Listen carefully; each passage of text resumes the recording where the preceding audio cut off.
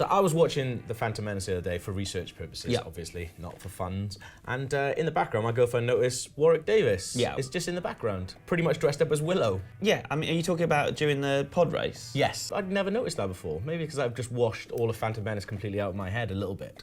I think it really sticks out. See, whenever I see it, it takes me out of the film. When I watched it then, I was just like, oh yeah, it definitely does. But at the time, like, I didn't know that was sort of him there, because obviously I knew he was in Star Wars and things like that. And like, there's a video of him on the set, I think, of Force Awakens as well. So he's still like heavily involved in that world. But I was kind of like, oh yeah, especially because he's dressed up as Willow in there, very much, which I thought was really, really funny. But I started sort of looking around, going, you know, what other like really big Star Wars cameos are there that maybe people aren't fully aware of? And some really, really good ones. Some of them that I kind of already knew, but there was others I was kind of surprised to see. So the first one, Sofia Coppola as Sasha in episode 1. That is the one you've got here that actually Really? surprised me. Okay, Gav. yeah, that's good. I thought I knew my stuff, but Yeah.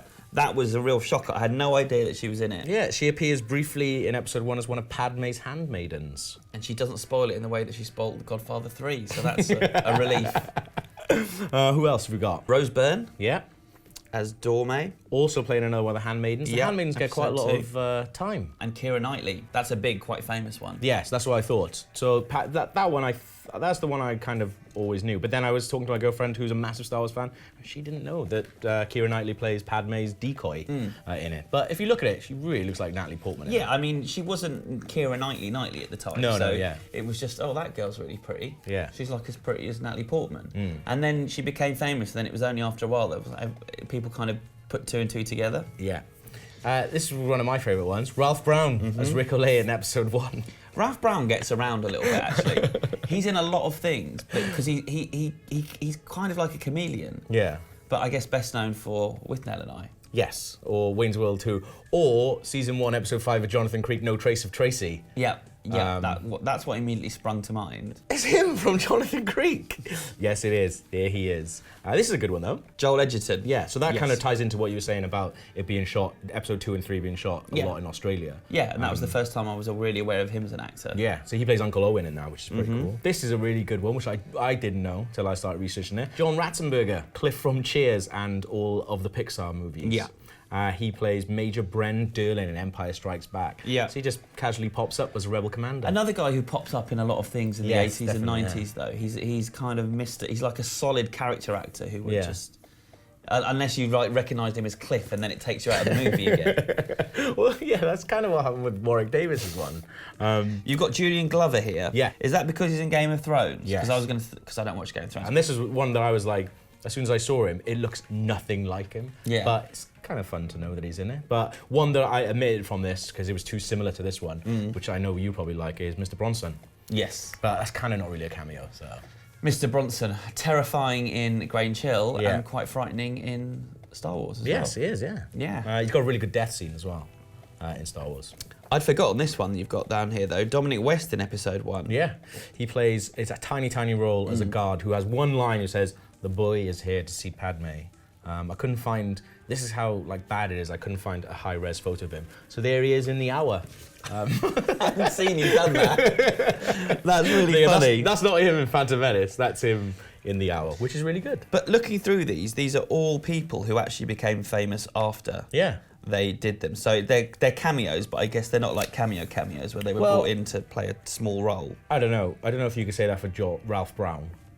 Ralph Brown. Yeah. We want the guy from With Nell and I. This will put us through the $1 billion mark. Well, maybe George Lucas was watching the Jonathan Creek box set and he was like, he's really good. Let's get him. Speaking of George Lucas, He is in it as Notlovsky Papanoida, big blue guy. Looks absolutely ridiculous. He's behind you. In episode 3, yeah. he looks a bit like Ricky Gervais there. The way he's doing that look. Somebody said he looks like Orson Welles in The Muppets. He looks about as happy as that. I got some other ones actually that you didn't have on your list. Again, not famous. George Lucas's entire extended family has They're all cameos in in the film. Like everyone, there's so many Lucases that are in the movie. Yeah. And there's a couple of Hamills and this and that. So I think they've all got their families in them. And you mentioned Warwick Davis. There's quite a few people that play multiple roles. Okay. So Anthony Daniels played. Yeah, he's in it. Yeah, a character called Daniel Fatoni. Yeah. I think it was a lot of the people that got covered up so they couldn't be seen, and so they wanted to give them a moment. Jeremy Bulloch as well. He like appears in it later on, like without his Boba Fett stuff on. Twice. Oh really? Yeah, so he's in Empire playing a character called Lieutenant Shekel. Okay. So that was the first time we saw him, but then he plays in Revenge of the Sith, a player called Jeremock. Oh really? Yeah, so he's actually a double. Well, he's played 3 characters in the Star Wars universe. And his, I think, twin brother is in Star Wars as well. Jeremy Bulloch has a twin brother who appears in Star Wars as like one of the just rebel commanders. Now that I did not know. Yeah, and he looks like almost exactly like him. But can you imagine how gutted you would be? Because he's just a bit part actor. They were both like bit part actors who just turned up and they'd be like, yeah, you're going to be this bounty hunter thing. You're going to be the rebel commander. Oh, commander, amazing. Yeah, yeah. We're like, no, the Boba Fett, mate. He's made an entire living out of that. Yeah, well, I've interviewed him and he couldn't believe his luck. He still can't quite believe that it's this cult character. I don't think he still quite understands. His kid went to my school. Oh, really? Yeah, imagine that, your dad's Boba Fett. Yeah. I queued up for, I reckon, 6 hours to get his autograph at a Star Wars convention when I was like 12. There's no like amusing thing where I turned up and he was a dick. He was just really sweet and really nice. He's really nice, yeah. He kept. I told him about that connection. He was like, "Oh, I'll give him your phone number." I kept telling him I didn't know the kid. The kid was like 5 years older than me. He's like, "No, I'll put you in touch." No, but he did sign my helmet. Nice. Ahmed Best. Oh, what does he appear as? He plays a character called Ahmed Bech. Ahmed Best, who of course is Jar Jar Binks, in case you don't know your annoying Star Wars history. He's just making the names of it go wrong. Because I think like Ralph McQuarrie appears at one point, and his name is like Quor McQuarrie. Just like he's making out as he goes along. Everyone behind the scenes, the guys who did the sound, the producers, every one of them gets a role. Then a couple. There's one that's rumoured, and I think is true. The USS Enterprise. Okay.